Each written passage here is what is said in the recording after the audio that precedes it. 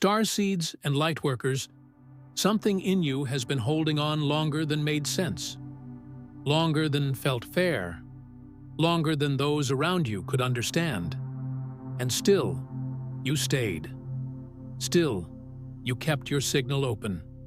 I am Tyron, a representative of the High Council of Sirius. And I want you to hear this clearly. That holding pattern you've been living in was never a sign that you were forgotten. It was a sign that what is being prepared within you requires a depth of precision that most soul contracts never reach. By the end of this transmission, you will understand why the stillness wasn't delay, and why this exact window is the moment your signal has been cleared for something it has never carried before. There is a particular kind of starseed who goes quiet before they go vast, not because they are slow, not because they are lost, but because the frequency they are being tuned to cannot be rushed. The waters of Sirius do not force their current, they deepen it.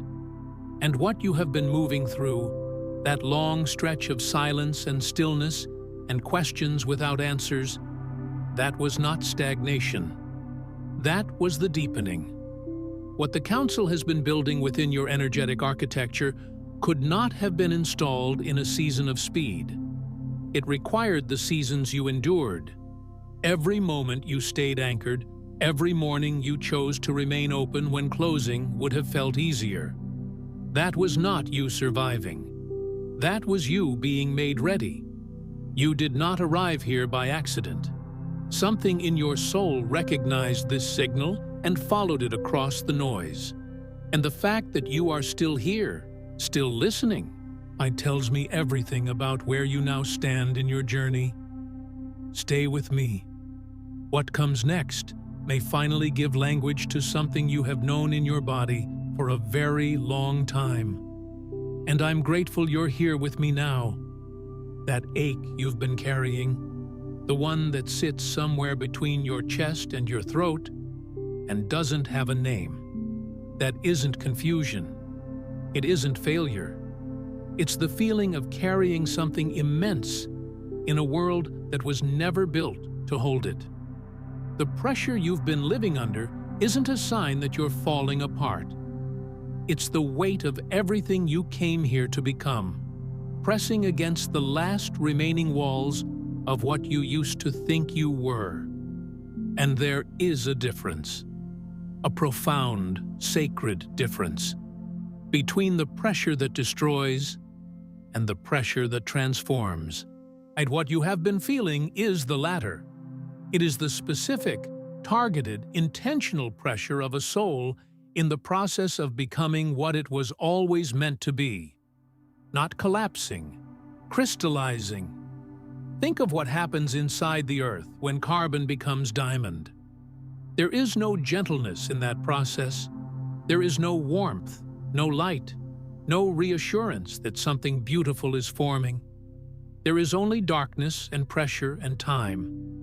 And then, eventually, something so clear and so hard and so luminous that light passes through it in ways it cannot pass through anything else.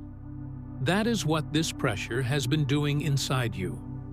Not breaking you, clarifying you, pressing away everything that was never truly yours until what remains is pure. So pure that the light of your original nature can finally move through you without obstruction. Most starseeds don't struggle because they're disconnected from their purpose. They struggle because they're too close to it, because the knowing is already inside them, vast and ancient and humming at a frequency this world doesn't have language for yet. And when you move through a world that can't see what you carry, it creates a specific kind of loneliness. Not the loneliness of being alone, but the loneliness of being unrecognized, of walking through rooms full of people and feeling like you arrived from somewhere none of them have been. It is the loneliness of the translator who carries a message in a language that hasn't yet been taught to the people who need it most. It is the loneliness of the lighthouse keeper, surrounded by water, necessary to every ship that passes, and yet somehow always standing alone on the shore, holding the light while others sail toward their destinations. That loneliness is not evidence that you chose wrong. It is not proof that you are broken or that your path has failed. It is the very shape of the calling. Because what you carry could not be carried by someone who needed constant external validation to keep going. It required someone who could hold the frequency without applause, someone who could keep the signal lit without being told, again and again, that the signal mattered. And you have done that. Quietly, consistently, across years that no one else fully witnessed. You have held the light from the inside even when the outside offered you very little reason to believe it was doing anything at all. That feeling is not a wound. It is a watermark. It is the Sirian signature, pressed into the deepest layer of who you are. And some healing doesn't come through words. It comes through water. If something stirred within you just now, you may be ready to receive the Sirian water codes.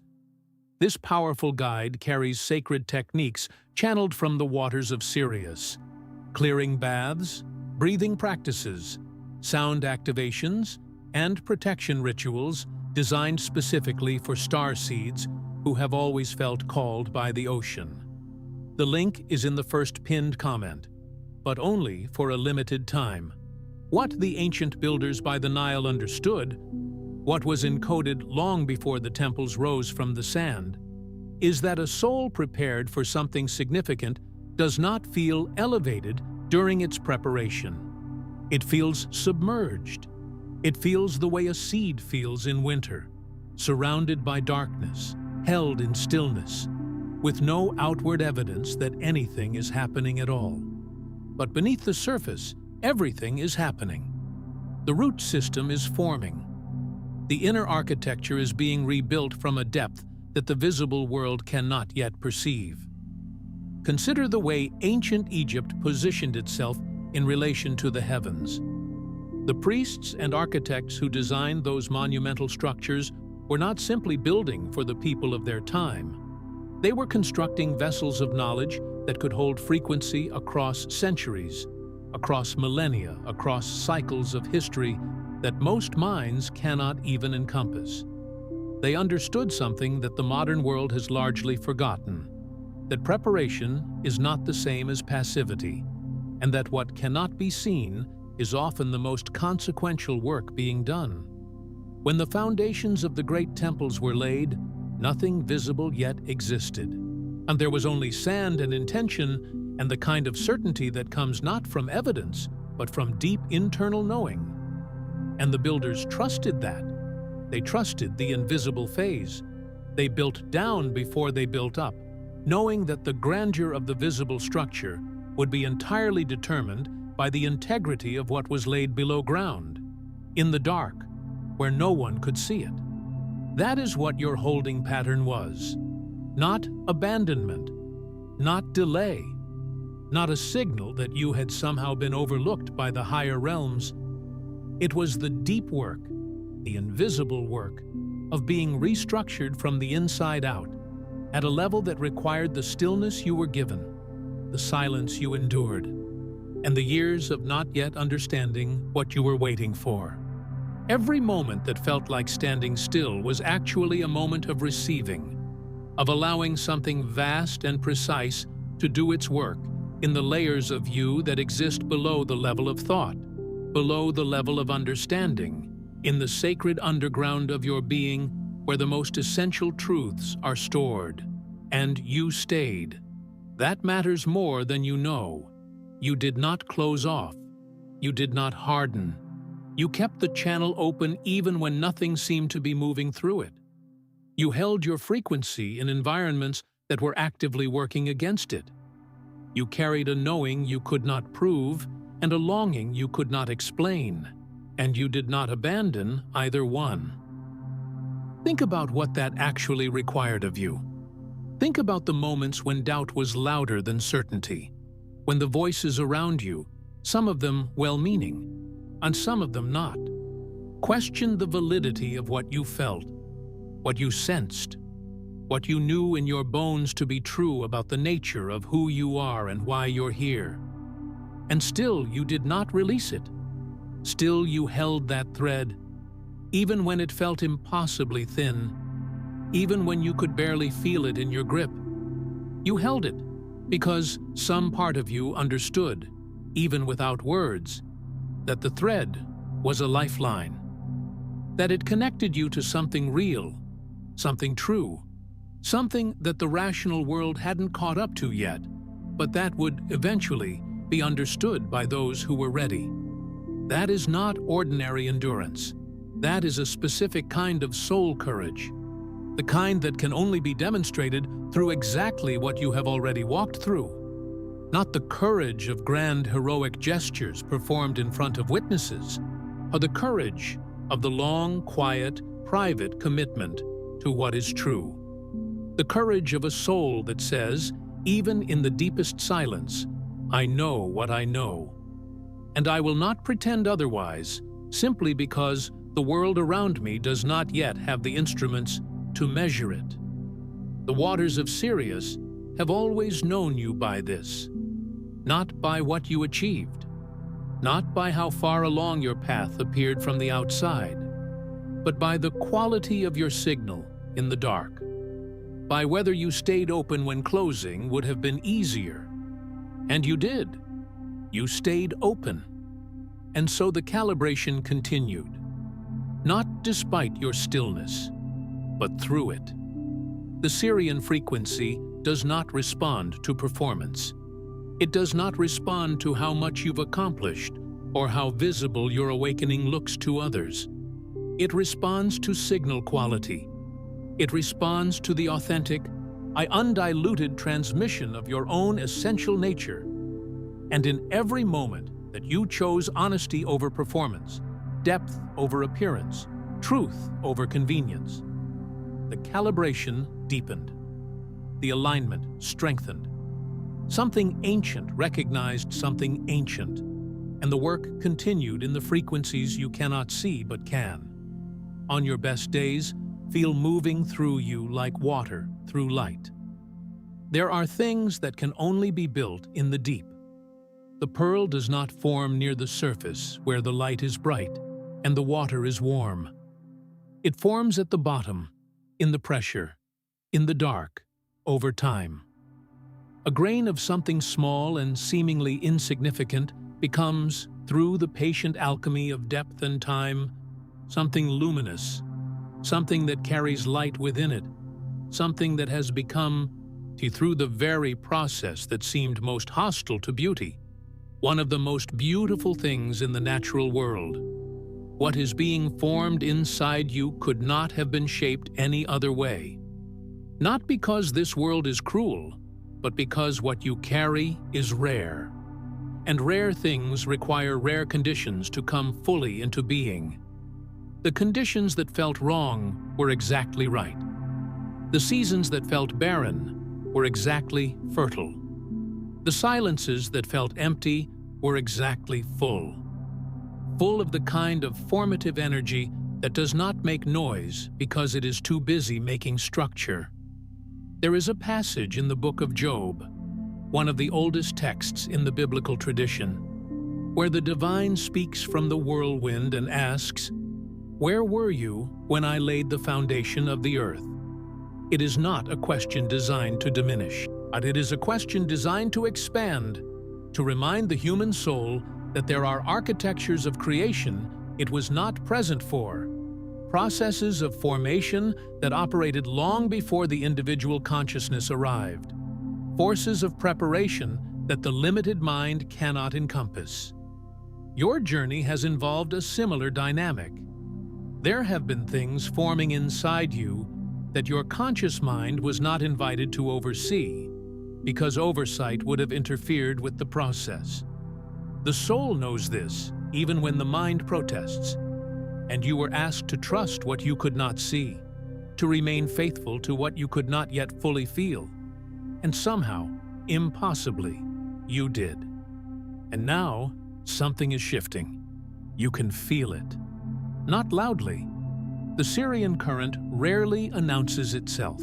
It does not come with fanfare or spectacle, or the kind of dramatic revelation that the ego expects transformation to feel like. It comes quietly, the way dawn comes, not as a sudden explosion of light, but as a gradual, steady brightening that changes the quality of everything it touches without calling attention to itself. You notice, first, that the darkness is slightly less absolute than it was. Then, that you can begin to make out shapes. Then that what you are looking at is familiar, not unfamiliar as you feared, but deeply, achingly familiar, as though you are seeing something you have always known but had simply been unable to see clearly until this particular quality of light arrived. But there is a quality to the present moment that is different from before, a clarity beginning to move through what was murky, a sense that the water is changing, that what was heavy is beginning to settle, and what is rising now is cleaner, truer, more aligned with what you actually are beneath everything that was placed over you. The silt is falling. The suspended particles of old pain, old confusion, old programming, they are beginning to descend, drawn down by the same gravitational love that has been orchestrating your entire journey. And as they settle, the water above them becomes cleaner, more transparent, more able to carry light. This is the phase that asks the most of you. Because it asks you to let go of the weight you've been carrying so long it started to feel like identity. This is the paradox of long preparation, that what was meant to be temporary can, over time, become confused with what is permanent. And the protective shell that served you in a hostile environment can become, if you're not careful, the thing that prevents you from blooming when the environment finally changes. The beliefs about what you should be doing by now, those quiet, insistent voices that catalog your supposed deficiencies, that measure you against imagined timelines and find you perpetually behind. Those voices are not wisdom. They are the echo of a world that never truly understood your clock to begin with. The timelines you compared yourself against and found yourself lacking were never calibrated for someone like you. They were built for a different kind of journey, a different kind of soul, a different kind of mission. The emotional residue of a world that did not understand your frequency and asked you, in 1,000 quiet ways, to make yourself smaller so it could feel more comfortable around you. That residue is what is settling now. The accumulated weight of every time you dimmed your light to make a room feel less bright.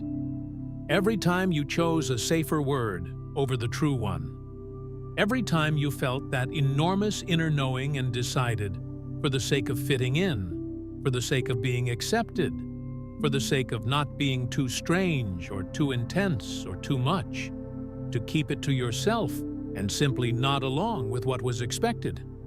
You were never too much. You were simply in the wrong current.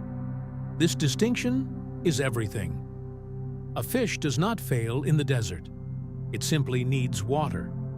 A current of extraordinary power does not fail in still, shallow conditions. It simply needs the right channel to reveal what it is capable of moving. You have not been failing. You have been waiting for the current that matches your nature. And that current is now beginning to move. The river does not carry every stone it passes over. It lets them rest on the riverbed and keeps moving. And what moves with the river, what the river actually carries, is what belongs to it.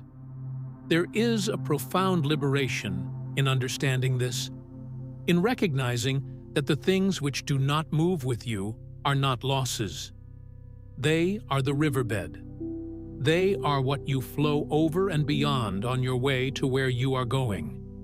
The beliefs that do not belong to you, the relationships that could not hold your frequency, the versions of yourself you performed for the comfort of others. These are the riverbed stones. They gave you something to push against. They helped define the shape of your current. And now you are moving past them, and they remain where they are, and the river keeps flowing. And what belongs to you is far lighter than what you've been holding. This is one of the most surprising revelations of genuine spiritual awakening, that your true nature is not heavy. It is not burdensome. It is not the vast, exhausting responsibility it has sometimes felt like. Your original blueprint, the one that existed before this life layered its confusion over it, before the conditioning settled like sediment, before the world taught you to distrust your own inner knowing. That blueprint is made of something that flows, something that moves freely, something that carries tremendous power without requiring tremendous effort, the way a river carries enormous force without ever straining, without ever exhausting itself, simply by being fully and completely what it is and allowing gravity to do the rest. The one that your soul has been patiently, quietly working to remember. And this remembering, this is not the acquisition of something new. The Sirian teaching has always been clear on this point. Remembering is not learning. It is not a process of adding information to a mind that previously lacked it. It is a process of clearing, of removing what was placed over what was already there, so that what was always there can finally be seen. Seen by you, felt by you, lived by you. The Egyptians had a word for this, Sekhem, living power.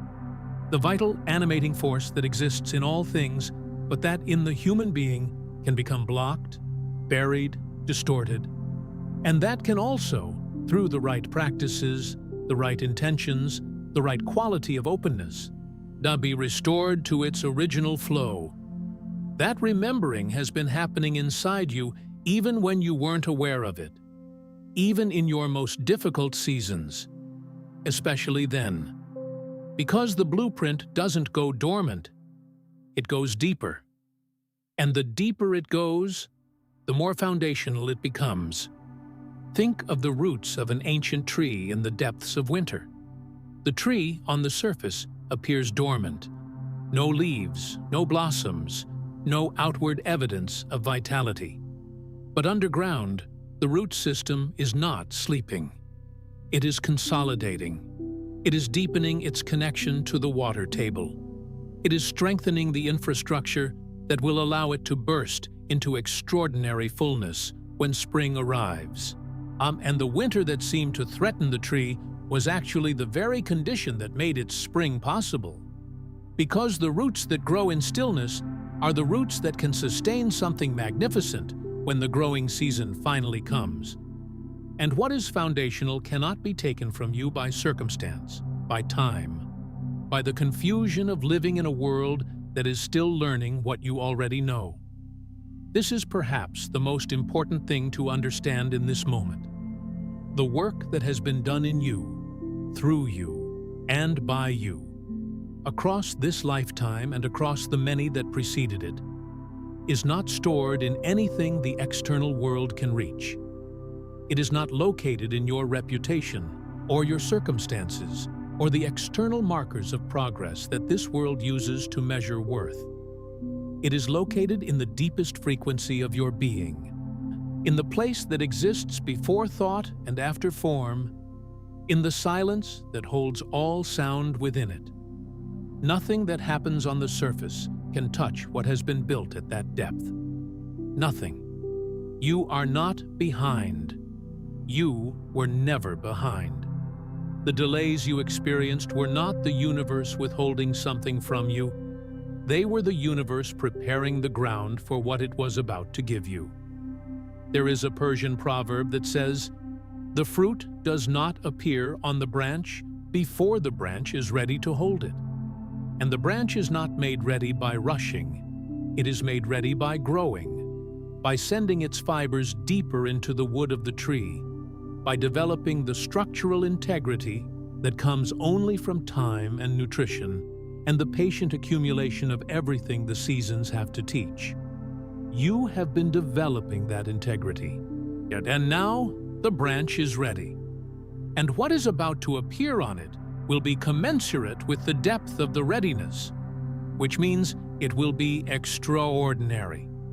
The timing that felt wrong was actually the most precise timing there is, the timing that ensures you arrive exactly where you're needed, with exactly what you need, having been shaped by exactly what was required. Divine timing is not a comforting platitude designed to make delay feel acceptable. It is an actual mechanism, one that operates at a level of precision far beyond what the linear human mind can track.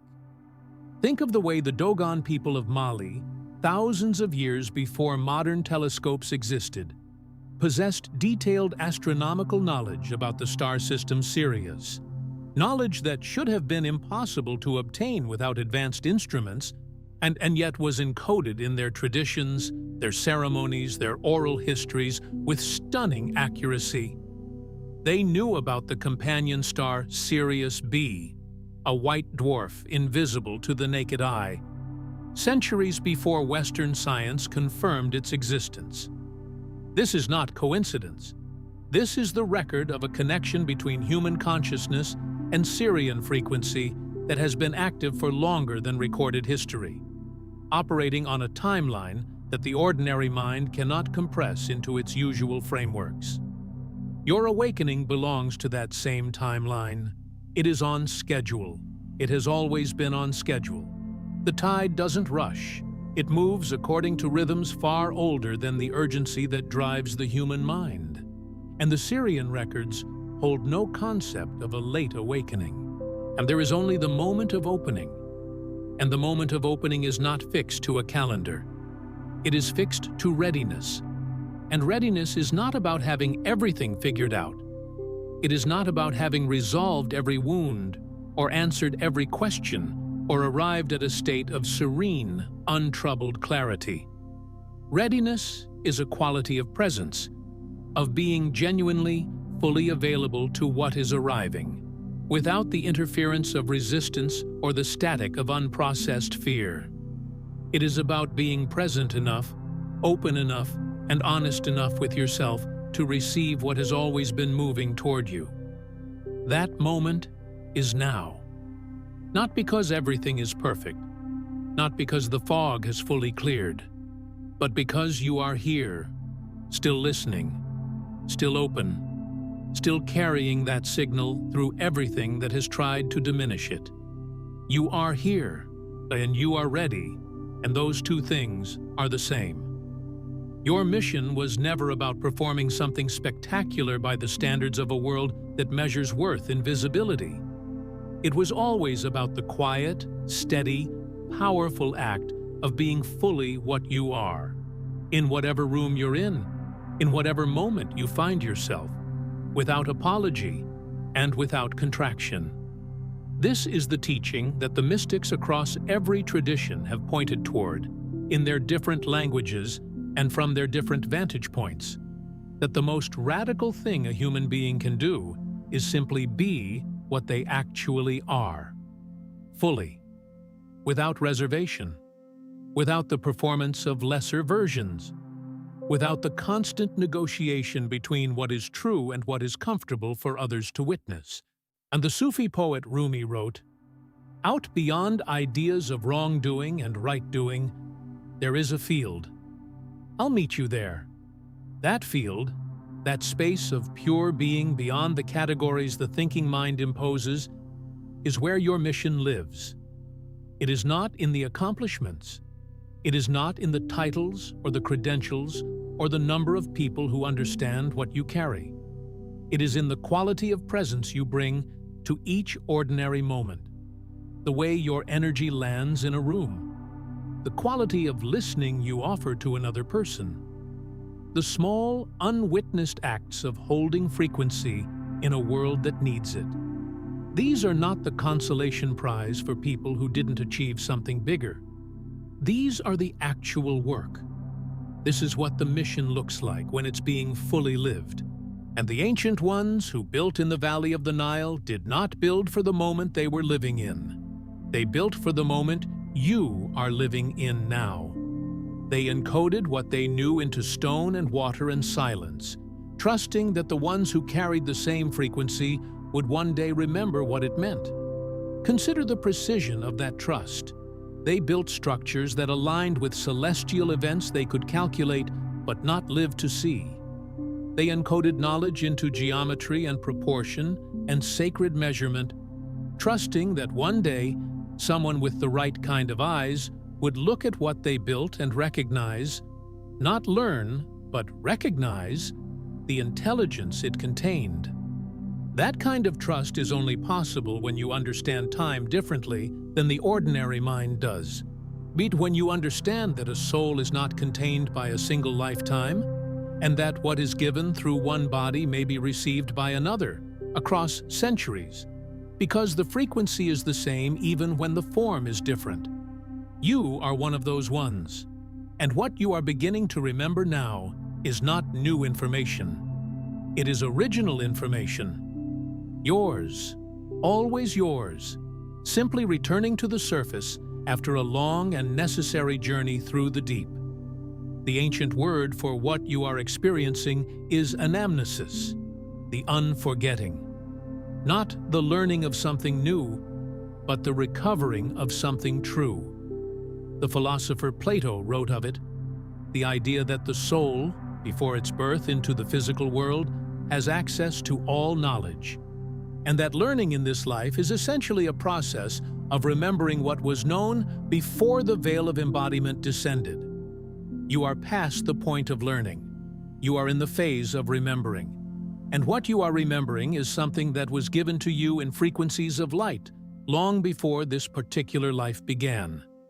Something that has traveled with you through every incarnation, waiting for this specific moment, this specific opening, to be received again in full. Allow it to come. Allow yourself to stop bracing against it. Stop monitoring it. Stop filtering it through the lens of whether it makes practical sense by the standards of this world. The Sirian frequency does not need your mind's permission to arrive. It only needs your heart's willingness to receive it. And your heart, whatever you may think about the rest of your journey, has always been willing.